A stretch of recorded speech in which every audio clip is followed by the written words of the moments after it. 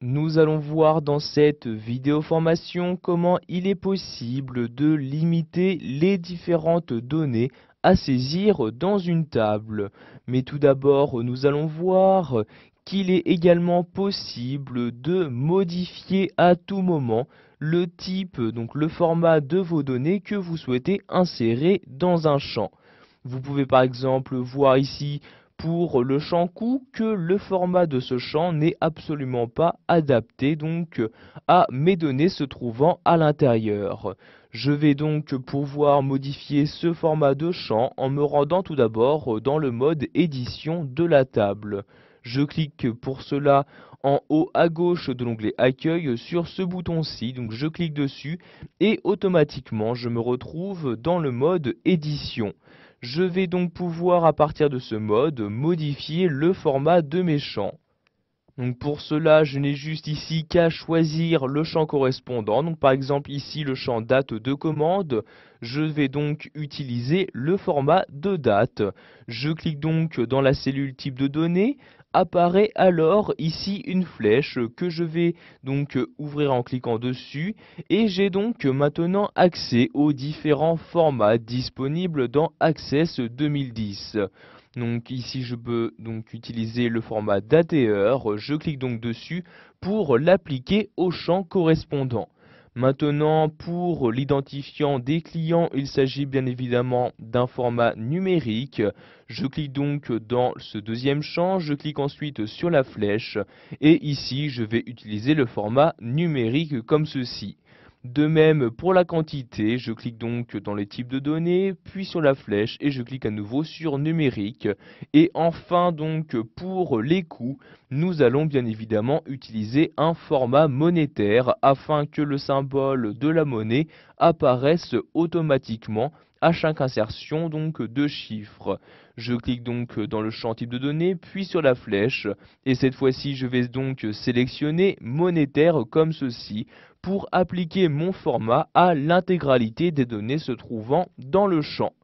Nous allons maintenant voir que vous pouvez par la suite gérer, donc c'est-à-dire limiter les données qui doivent être saisies dans un champ.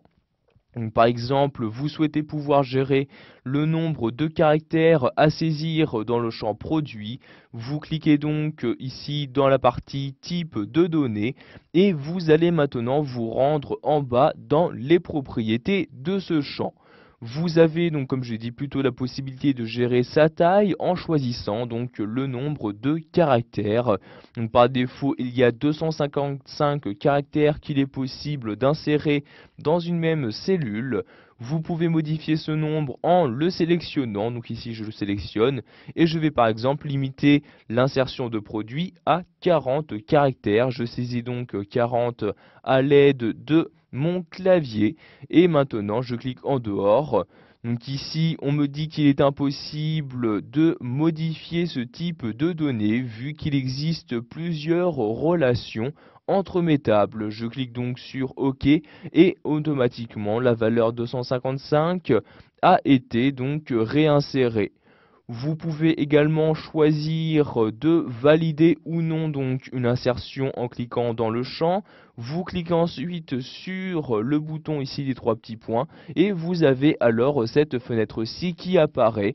Vous pourrez donc à partir de cette fenêtre insérer une formule pour vous permettre de valider les différentes données que vous insérez. Nous verrons dans une autre vidéo formation comment utiliser cette fonctionnalité. Je vais donc fermer ici cette fenêtre en cliquant sur Annuler comme ceci. Vous pouvez également choisir d'indexer donc ce champ, donc c'est-à-dire les différentes données de ce champ, en cliquant ici donc dans la cellule correspondante. Vous cliquez ensuite tout à droite sur la flèche et vous sélectionnez donc ici ce que vous souhaitez faire pour indexer. Donc soit oui avec doublon ou oui sans doublon. Donc par exemple ici oui sans doublon, je clique donc sur la ligne correspondante et l'indexation se fera donc automatiquement. Vous descendez dans ces propriétés à l'aide de l'ascenseur, donc je clique ici vers le bas pour descendre un peu plus bas.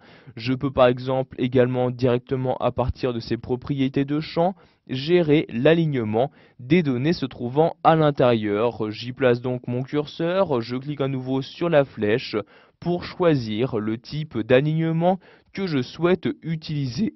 Par exemple ici je souhaite centrer mes valeurs dans ce champ, je clique donc sur centre comme ceci et donc maintenant les modifications s'apporteront automatiquement. Donc, vous pouvez effectuer tous ces changements quel que soit le champ sélectionné. Donc par exemple ici ce champ-ci, je clique dessus. Vous avez les différentes propriétés qui s'affichent, donc propriétés qui changent suivant le type de données que vous avez choisi d'utiliser. Par exemple ici la taille du champ, vous pouvez voir ici donc il ne s'agit pas de la même valeur. Maintenant, pour voir les changements apportés, vous allez retourner dans le mode d'affichage standard. Je reclique donc ici sur ce bouton-ci. Donc, vous devez bien évidemment enregistrer votre table pour apporter les changements. Je clique donc ici sur oui comme ceci.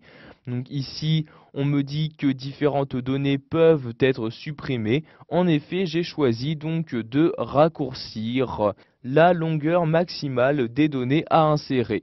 Je clique donc sur oui pour continuer, je clique ensuite sur OK comme ceci, puis sur OK pour fermer la fenêtre. Donc comme vous le voir, j'ai donc eu différentes erreurs. Je clique donc ici sur le type de données texte et je vais donc remodifier les éléments. Par exemple ici, je vais choisir de ne pas indexer en cliquant sur la flèche et en cliquant sur non comme ceci. Si je descends, je vais également choisir de ne plus aligner le texte en cliquant également et en cliquant sur la flèche. Puis je vais cliquer ici sur général comme ceci. Maintenant, je reclique ici sur ce bouton-ci, je clique sur oui pour enregistrer ma table et vous avez donc maintenant les modifications qui ont été apportées. Par exemple, ici, vous pouvez voir qu'apparaît alors le symbole euro, quelles que soient donc les données disponibles dans le champ. Voilà, vous savez maintenant comment il est possible de limiter les différentes données à saisir à l'intérieur d'une table.